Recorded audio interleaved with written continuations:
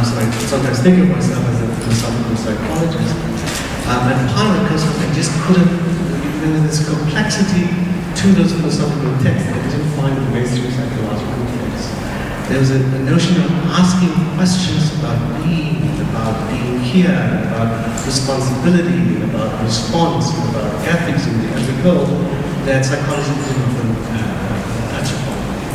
And I thought that it had to be there for crying out loud. Some of us work with people in a clinical setting for crying out loud. Some of us go out and do research in certain areas where the notion of an ethicality, where the notion of the other's appearance and what that means, needs to be wrestled with in a way that is beyond the reductionism of a variable, the reductionism of checking off a definite box, you know. And so that's how I got to this in a certain sense. And then when I read Derrida, if anyone reads Derrida will know that Levinas owns Derrida's text right from the beginning, and I couldn't but move from Derrida to Levinas. And it was just a question of following, as it were, the footsteps of these ghosts, and having the one ghost introduce me to the other. And Levinas and Derrida speak about Freud. And I go back and I read Freud's early work again. And I read the originals, and please read the originals, read the original texts. And then you will be, if you are open then to these texts and these ghosts speaking to you very personally and very directly, there's a certain sense in which listening to them,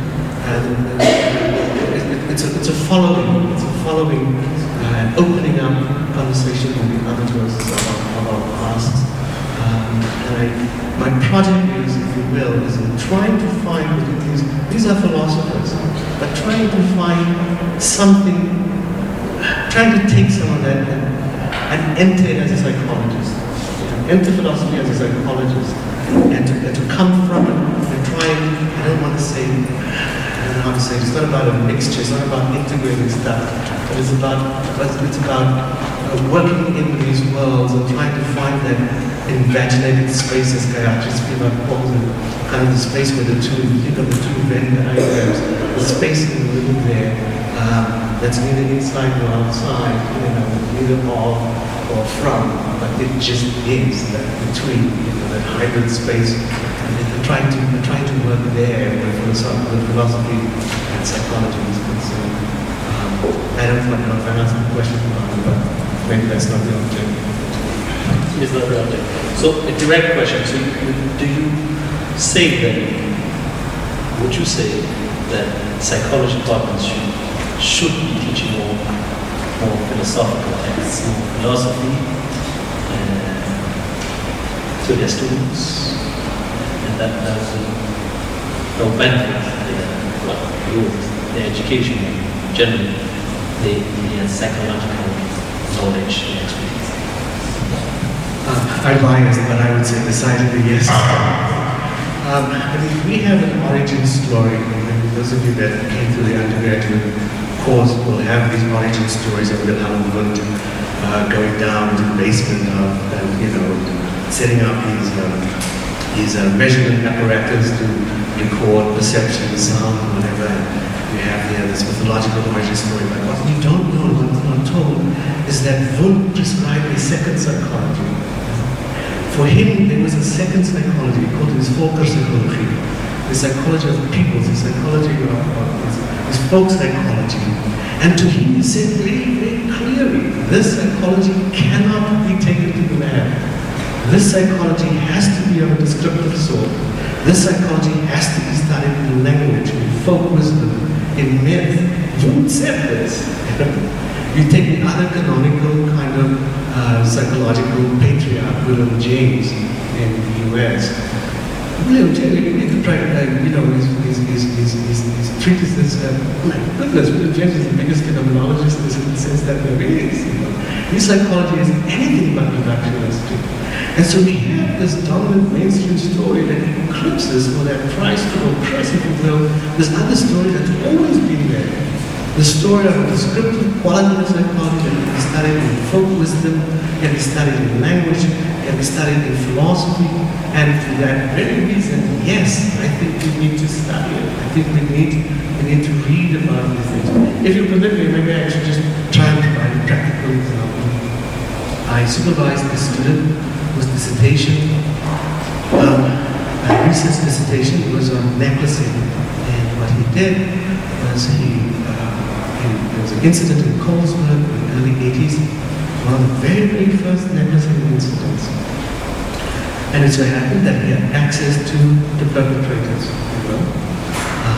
They were first given a life sentence after being in court, and then the result of the negotiations, the election, not the GRC negotiations, the first negotiations, talks negotiations, they were given amnesty, and so they returned to Colesburg.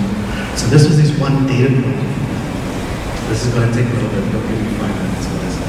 And so he speaks to them and he asks them, tell me about this event. Tell me what happened, what you did, when you put the tire around Mrs. Delato's neck and this whole necklace incident happened. That's the first data point, if you will, for the research. The second data point goes to the court transcripts. Their court transcript. And it has the whole transcript of the proceedings. That's going to be quote unquote, just allow me to use these terms, the data point. The third data point is the TRC point.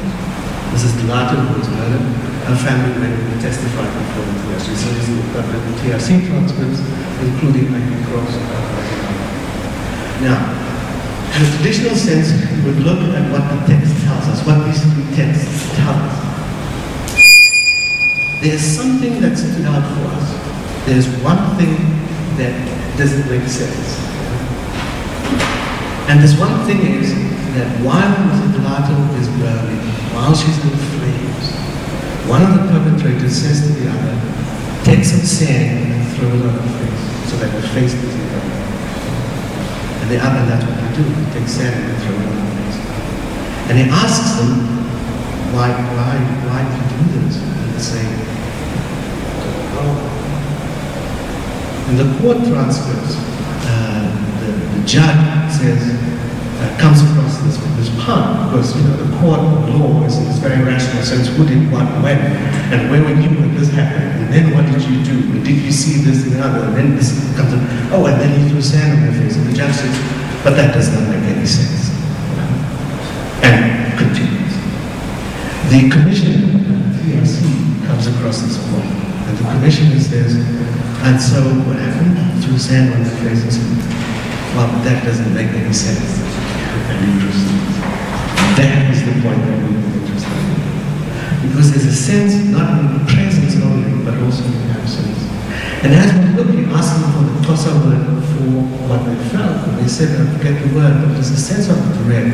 Not dread for yourself, but dread for the other. There's a sense of when as a parent, you see your child running down to the street and there's a bus coming down, and you know what might happen. It's not that it's going to happen, but it might happen. It's a sense of dread for the other. It's a sense of feeling for the other. And that can only be explained, like the nurses taught. Not explained, understood, which is violence, or approached, you cannot ever understand. But that data point, if you will, is about absence, is about what's not there, it's about transcendence, it's about ethics. It's not about making something understandable. And so in that sense, access to those kinds of things, as psychology is at the moment, I think it's very hard to get to it from that kind of, from very positivistic, or even from a positivistic qualitative psychology. Let's not forget, qualitative research can also be very positivistic. So, a long roundabout way to say, yes, I do think that we need to read philosophy, we need to listen to music, we need to do autoethnographies, we need to listen to folk wisdoms. That's a fantastic story. It's an incredible story. But what you get from what Professor Laubscher is saying is that this excavation of what doesn't make sense. But for instance, the court or the TRC, and the TRC is one arena that I guess I can also try to follow up. what doesn't make sense to them, and they gloss over and they pass over without. It's too much to understand. And you get this from your writing, especially, but even with all of them, especially when using theory. This constant wanting to deconstruct, to get to the origin of this, back and back and back, and in the end, what you say, I think you'd say, you still are left with this residual, this excess that you can't make sense of. And I think in this story you just told it, it's about that. But in the moment of violence, of this horrific, brutal necklacing, there is this still something that doesn't make sense of these perpetrators, if you will, who are trying to find a saving moment of responsibility there. Yes? Yeah, there's a sense of tracing, not in terms of finding an origin, because that's impossible. You're never going to find the origin, but yes, you're right, there's this sense of an excavation, you know, in the knowledge, not of an understanding, because an understanding does violence to the other, in a certain sense. But as I say in some of my papers, in the sense of witnessing. As a researcher and as a clinician, I see what I do as witnessing. And as a consequence of witnessing, the responsibility is testimony. And so what this student of mine, because this is going to be online, maybe I should say his name, Stephen Buke, what the student of mine has done is now he's also become a witness to this necklacing incident, and it is his imperative to testify. It is not to understand why we did it in a certain sense.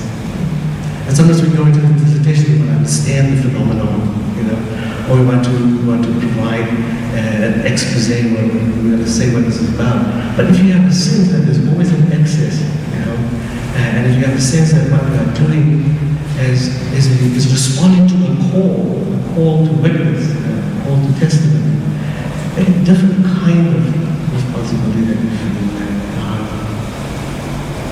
I feel like I missed part of the last. That's it. Let me get to some of the work that you've been doing with the Apartheid Archive Project researchers. That's all right. I think we'll just let it be. Don't try to understand it. Just let it be.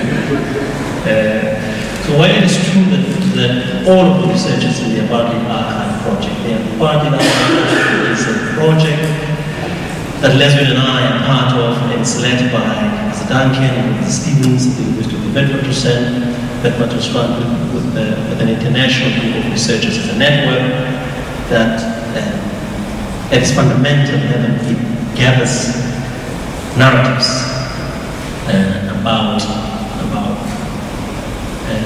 memories of apartheid, racism, either as a perpetrator of racism or as a victim of it, or survivor, if you will. And it has had 2 conferences, and yesterday, the third one, started with an institute, and tomorrow is the beginning of the conference proper, until Friday. So while it is true that all of the researchers in the network, the Apartheid Archive Project network, have unique interests, they come to the project with different interests, different